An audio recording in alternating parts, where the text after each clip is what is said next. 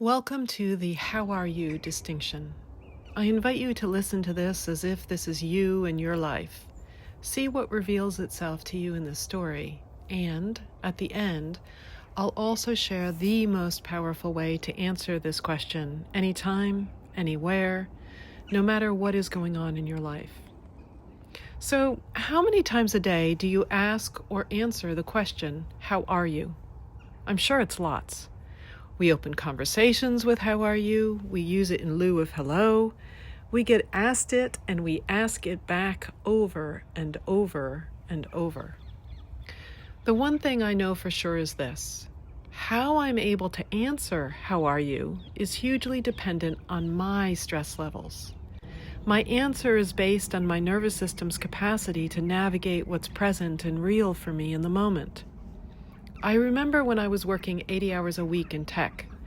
My standard response to how are you always was, I'm so busy, it's crazy this week. My stress was literally my response, and because everyone else was stressed, this was the expected and pretty much only acceptable answer. I also remember in the early stress-filled years after my daughter was diagnosed, my answer would always reflect something medical, the strain of being in this situation and the huge energy and effort that I was pouring into the fight to reestablish well-being in her. My answer leaked my feelings all over the other person. After my father passed, I remember the microseconds after how are you floated towards me, where I was tempted to hide the fact that I was walking through a grief portal by saying, I'm great, or I'm fine, all in an effort to not make the other person uncomfortable. For a millisecond, it seemed right to keep us both safe instead of honoring and standing in my truth that I was indeed walking through a time of grief.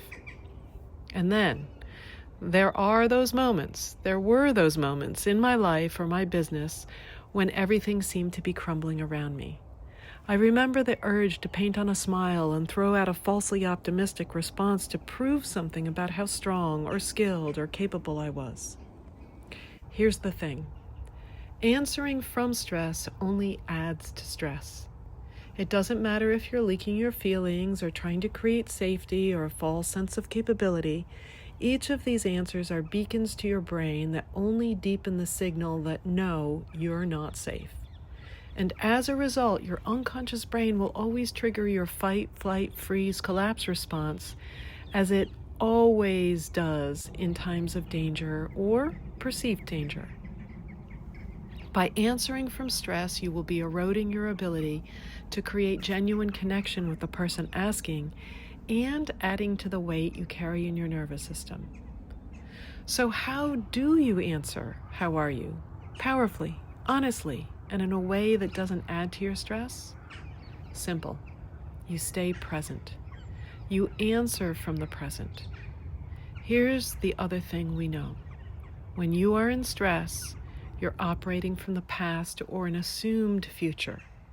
Things weren't okay back then, or they're not going to be okay in the future, thus your stress defenses go up. The more appropriately present you can be, the more you open a window for your nervous system to be accurately in this moment where you are safe. So how am I? Right now, in this moment, I am so pleased to see you. How are you?